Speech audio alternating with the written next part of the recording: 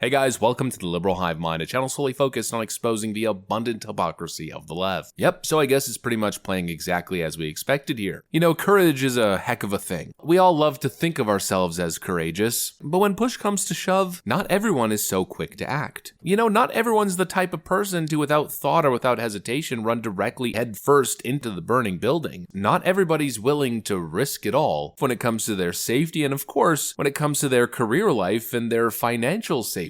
But some people, they just got it. They got the cojones. And over the last couple of years in the world of politics, we've seen a lot of those people. A lot of people willing to stick their neck out in places like Democrat-dominated New York and Los Angeles, willing to come out publicly. We're talking about career seppuku here, and openly endorse Donald Trump. Those were the first few courageous people. Those were the people who stood up and said, I will not be silenced. I won't just follow the mob or do what's culturally appropriate. I'm going to do what I believe is right. Well, they did it, and clearly it seems as though it's having an effect here. All of a sudden, one person spoke up, and then more people feel more confident to act courageous. It's freaking happening, folks. The Democrats' worst nightmare. The idea of the silent Trump supporter may no longer be a thing. People just straight up say it now. We got another very influential individual who's now joined the club. That's ARK Investments' Cathie Wood. Let me show you guys exactly what's going on. We got some stuff to get into, so let's roll the tape. All right, folks, so it seems as though the finance people are finally getting it right. Take a look at this. Trump or Biden? Is it? The word is, so as I've said to my children, so I have 2 girls and a boy, and they're split on this. As I've said to them, look, I am going to vote for the person who's going to do the best job for our economy. I am a voter when it comes to economics. And on that basis, Trump.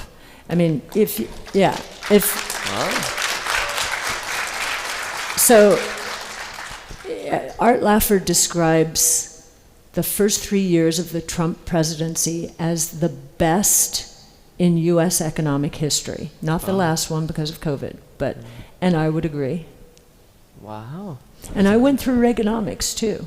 It seems as though one billionaire after another is joining the Trump camp. And the best part is they're doing it publicly. You know, right now, not only is Donald Trump enjoying a beautiful, cushy fundraising lead, he's got more money, in other words, more money to spend on press, promotions, ads, but it seems as though his advantage doesn't just end there, considering the amount of amazing free press that he's getting. You know, this election's weird. We're seeing very unlikely individuals showing up on huge podcasts or primetime TV or massive events, essentially campaigning for Donald Trump. The question that immediately comes to mind is, who's doing that for Joe? And the answer to that is no one, at least no one organically. Sure, I'm sure they're hiring Robert De Niro to go on and on and on about his Trump deranged tales. But in terms of organic, grassroots support and people going out there to say positive things about Trump, you know, that just doesn't exist on the other side. Something amazing is happening, and what that something is firstly reality setting in. A lot of people are simply looking back and simply thinking about how much better Donald Trump's track record was. But also, I think what's happening here is that a lot of the things that Trump is saying are actually resonating with people. Trump is making actual policy proposals. You know, just think about the conversations you have with friends and family. A lot of the times you're talking about how this policy's dumb or this thing's dumb or we should be doing this. Then you look at government for the past however many decades and see the status quo, how nothing ever seems to change, nothing ever seems to get better, or really how neither political party seems interested in really implementing actual reform and actual change. And then you have Donald Trump, a guy who says, I'm gonna do it and I'm gonna do it big, actually coming up with new good ideas to bring that change and break up the status quo. You know, that right there resonates with people, and I think with a lot of these tech people and a lot of the big investors, what Trump said on crypto, I think it's been a big issue. You know, we did it when NFTs were not hot.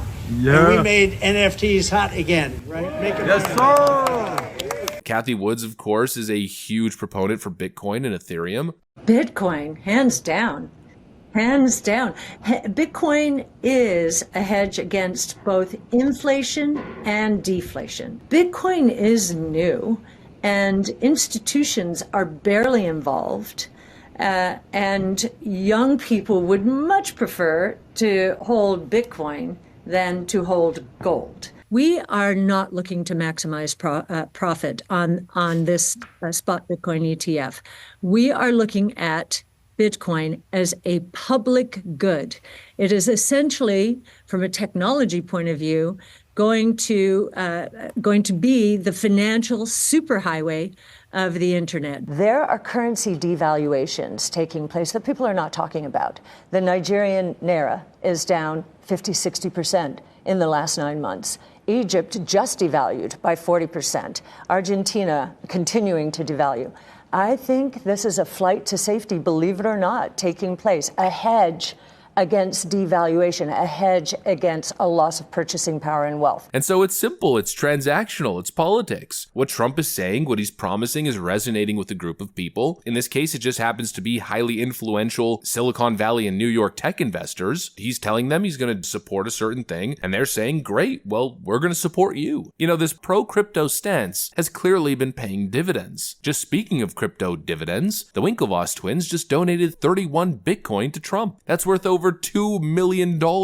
You know, Donald Trump is actually doing things. He's building relationships. You know, we see these leftoids all the time who simply don't get it. They say things like, I don't get how anybody could ever support this man. He's so horrible. He's a monster. We've heard it all. We've heard it a million times, but I don't get how people don't see how this man doesn't have a massive loyal support base. Because very simply, he's good at voter outreach. He's good at reading the landscape, identifying what he probably should say or what he probably should do, and then he simply markets it. And he also gets that politics is simple. It's a simple transaction. You scratch my back, I'll scratch yours. You know, that's the way that it used to go. Politician gets voted in by his constituents and then goes to office and represents those constituents. And these days, you know, it seems like Trump is the last real politician, or at least what a politician should be, because he does the one thing that no other modern day politician does. When he says something, he actually means it. And that right there, I think that's the kicker. You know, back in 2016, Trump said all of these things, but people weren't sure if he was serious or whether he'd put the extra effort to get it done. But there's no longer that confusion. Trump had those 4 years where he fought diligently to pass his legislative agenda and to get funding for the wall, even going through some crazy steps to get his hands on some Pentagon funding that was eventually approved and redirected towards border wall funding. When Trump says he's going to do something, he doesn't just try to do it, he tries hard to do it. And that means something. That's fresh in people's memory. So now if he says he's going to be the most pro-crypto president, I think to a lot of people, that means something when he says that he's never going to support a central bank digital currency.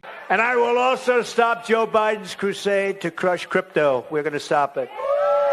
I will ensure that the future of crypto and the future of Bitcoin will be made in the USA, not driven overseas. I will support the right to self-custody. To the nation's 50 million crypto holders, I say this with your vote. I will keep Elizabeth Warren and her goons away from your Bitcoin. And I will never allow the creation of a central bank digital currency. That, of course, means something, and they believe him when he says that he's not going to support it. They believe him when he says that he's going to build the wall. They believe him when he says he's going to end the wars or end the bloodshed. They believe him when he says he's going to reduce or rather remove taxes on tips. He's in full-on campaign pitch mode. People clearly are receptive and more confident than ever before to go out there and publicly state that they are in support of President Trump. In other words, I think we're continuing to witness the Democrat Party's absolute worst nightmare. That's what I got for you guys. Hopefully you enjoyed this video. If you did, make sure to leave a like and possibly subscribe to the channel. Thanks for watching, and I'll see you on the next one.